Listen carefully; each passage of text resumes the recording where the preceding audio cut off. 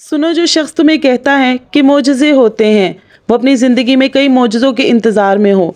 वो शख्स जो तुमसे कहता है कि दुआएं हर हाल में कबूल होती हैं, वो खुद ना जाने कितनी दुआओं की कबूलियत के लिए हर रोज़ आसमान को तकता हो।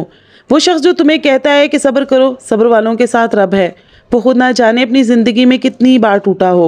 वो जो तुम्हें कहता है कि रब सबकी सुनता है, सबकी आरजुएं पूरी करता है, ना जाने उसने आरजुओं से कितनी बार धोखा खाया हो। सुनो, ऐसा नहीं होता। जो तसल्ली देते हैं वो बिखरते नहीं, जो यकीन रखते हैं उनका अपना यकीन नहीं डगमगाया हो। यकीन मानो, रोशनी देने के लिए पहले खुद जलना पड़ता है, सहारा देने के लिए बोझ उठाना पड़ता है, और फसल देने के लिए ज़मीन को खुद अपना सीना चीरना पड़ता है। इसलिए कभी कोई ऐसा देखो जो तुम्हें यकीन दे तो चुपके से दुआ दिया करो कि रब यकीन देने वालों का यकीन पक्का करे।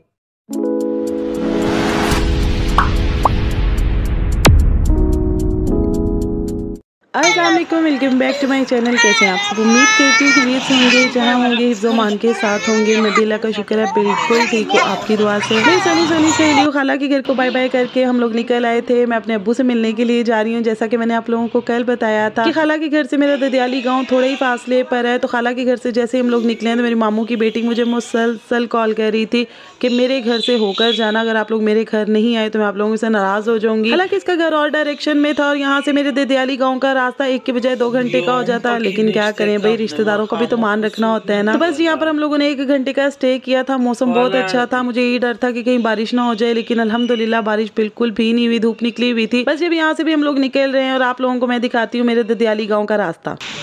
यहाँ पे हम लोगों ने खाने के लिए स्टे किया है। देर हम लोग पहुँच चुके हुए हैं, ये देख सकते हैं। अभी भाई पूछने गए कि क्या क्या है यहाँ पे। होटल की बैक साइड पे इस तरीके से दरिया है, बहुत खूबसूरत मंजर है। मेरा दिल कह रहा है मैं यहीं पर रह जाऊँ, इतनी खूबसूरत जगह है। पानी की आवाज़ आ रही है। बस अभी हम फ्रेश होंगे, उसके बाद हम लोग खाना खाएंगे और फिर हम लोग आगे जाएंगे। मेरे पाँव देखिए कितने सूज गए हैं बैठ बैठ के। पहाड़ी इलाकों का सफ़र करना बहुत ज़्यादा मुश्किल होता है। अब यहाँ बैठकर हम लोग रिवर व्यू को भी इंजॉय करेंगे और साथ में हम नाश्ता करेंगे। लेकिन ये ऑलरेडी मेस है बहुत ज़्यादा, पहले उससे ये जगह साफ़ करवाएंगे, देन फिर बैठेंगे हम लोग। ये देखें, ये इस हट से जो है ना ये व्यू है, कितना खूबसूरत है। दरिया नज़र नहीं आ रहा है, इस साइड पे सारा दरिया है लेकिन नज़र नहीं आ रहा है। यहाँ पर ना आवाज़ आ रही होगी आप लोगों को। चाय हमारी आ चुकी है, साथ में हम लोगों ने चावल मंगाए हैं। मेरा तो कुछ खाने का मूड नहीं है, चाय भी मेरी गिर गई कैमरे के चक्कर में। अभी मैं चाय पीऊँगी और ये बच्चे सिर्फ खाना खाएंगे, चावल खाएंगे। यहाँ पर मुझे अजीब से लग रहे हैं चावल, ये हैं चावल। यहाँ पर जी मैं अपनी चाय इंजॉय करने लगी हूँ। चाय बहुत मज़े की बनी हुई है इनकी। मौसम भी बहुत प्यारा, बारिश होने वाली है। बस अब हम जल्दी जल्दी चाय पियेंगे, ऐसा ना हो बारिश स्टार्ट हो जाए। तो बस जी अभी चाय पीते हैं और फिर इंशाल्लाह अपना आगे का सफ़र शुरू करते हैं। मैं खाना इसलिए नहीं खा रही क्योंकि अगर मैं सफ़र के दौरान खाना खा लूँ तो मेरा दिल बहुत ज़्यादा फिर ख़राब होता है। मैं खाना नहीं खा सकती रास्ते में, तो बस चाय पीऊँगी। चाय हम लोगों ने पी ली और ये जितने भी आपको मेन्यू नज़र आ रहे हैं ना, वहाँ पे वो बर्गर, शामी कबाब, सैंडविच कुछ भी नहीं आपको मिलेगा। यहाँ पे आपको बिरयानी नज़र आ रही है, वो आपको बड़े गोश्त की मिलेगी, चिकन की नहीं मिलेगी। और यहाँ पे कुल्फ़ी है, कस्टर्ड है और फ्रूट कस्टर्ड है, पता नहीं क्या कुछ है, ये भी आपको नहीं मिलेगा। यहाँ पर सिर्फ आपको बड़े गोश्त की बिरयानी मिलेगी, जो बिल्कुल मुझे अच्छी नहीं लगी। चाय इनकी बहुत ज़्यादा मज़े की थी। और अब बस हम लोग घर यानी आगे का सफ़र स्टार्ट करने लगे हैं। घर कह रही हूँ, घर अभी बहुत दूर है। इन बकरियों को देखें कहाँ पर चढ़ी हुई हैं घास चरने के लिए। ये देखें सारी लाइन के साथ ना खड़ी हुई हैं। इधर भी 2 हैं, ये भी है, इसके साथ ये भी है। तो इस तरीके से चढ़ जाती हैं तो ये गिरती नहीं होंगी।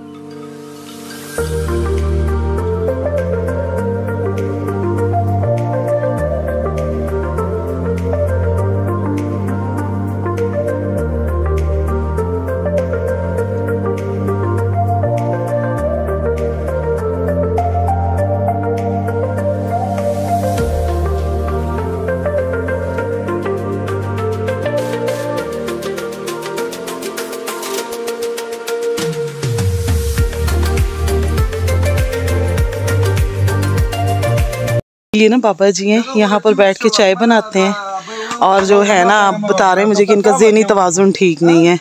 तो हम लोग यहाँ पे थोड़ी देर के लिए रुके थे पानी वगैरह पीने के लिए, तो इन्होंने अपना चूल्हा बनाया हुआ है और उसमें चाय बना बना के पीते रहते हैं। और इर्द गिर्द जगह देखें कितनी खूबसूरत है। बारिश हुई थी, अभी रुक गई है, लेकिन मौसम बहुत अभी भी खूबसूरत है।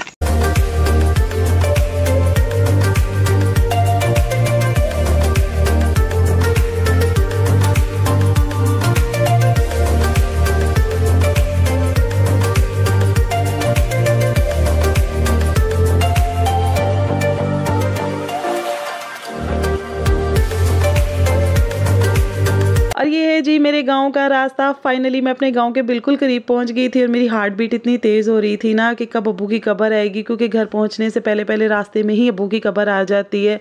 तो मौसम आप लोग देख सकते हैं कितना खूबसूरत है, कहीं पर बादल हैं, कहीं पर धूप निकली हुई है। अच्छा, पूरी वीडियो आपको हिलती जुलती नज़र आएगी, इसको इग्नोर कीजिएगा क्योंकि हमारे जो गाँव का रास्ता है ना ये कच्चा है। हमारे गाँव के लोगों ने अपनी मदद आपके तहत खुद रोड बनाया है, गवर्नमेंट की तो यहाँ पर नज़र पड़ने वाली नहीं है और मेरे ख्याल में आने वाले 20-30 साल तक भी यही हाल रहने वाला है। अच्छा, रोड चूंकि लोगों ने खुद बनाया हुआ है ना, तो अक्सर जगह पर ऐसे मोड़ भी आते हैं ना कि इंसान को ऐसा लगता है कि बस अब मैं खाई में गया और अब मैं खाई में गया। तो ये रोड मैं आपको थोड़ा बहुत दिखा दूंगी।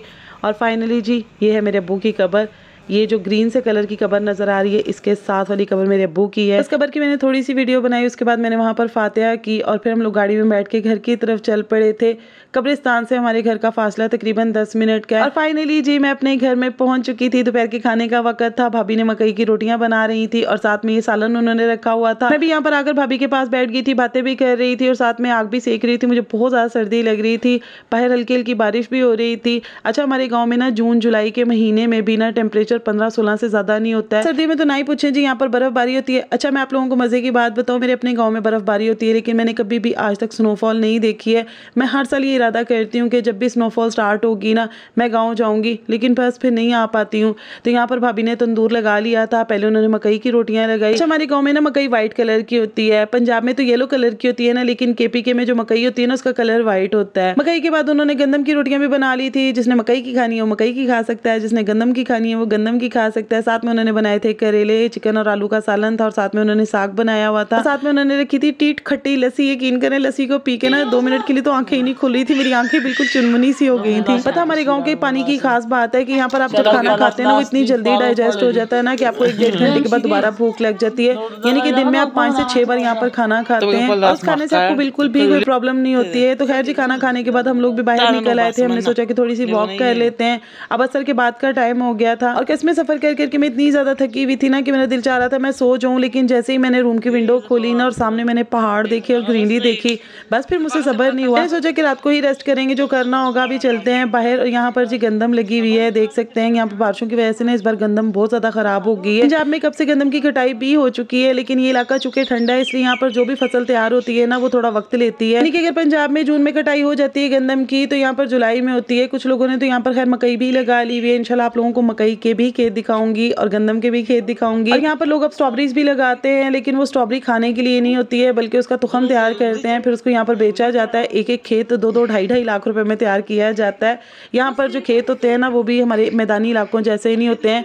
दूर से देखें ना तो आपको ऐसे लगेगा जैसे आप स्टेयर्स को देख रहे हैं। तो हमारा गाँव और कश्मीर बिल्कुल एक जैसा ही है। जो लोग भी मेरे गाँव को देखते हैं ना और जिन्होंने कश्मीर को देखा होता है वो फौरन यही कहते हैं कि ये तो बिल्कुल कश्मीर के जैसा है। तो बस जी वॉक करते हुए मैं काफ़ी ज़्यादा आगे आ गई थी। अब यहाँ से घर वापस जाऊँगी। असर की भी अजान हो चुकी हुई थी। मैं घर जाके नमाज भी अदा करूँगी। उसके बाद मैं लंबा रेस्ट करूँगी, वीडियो भी एडिट करनी है।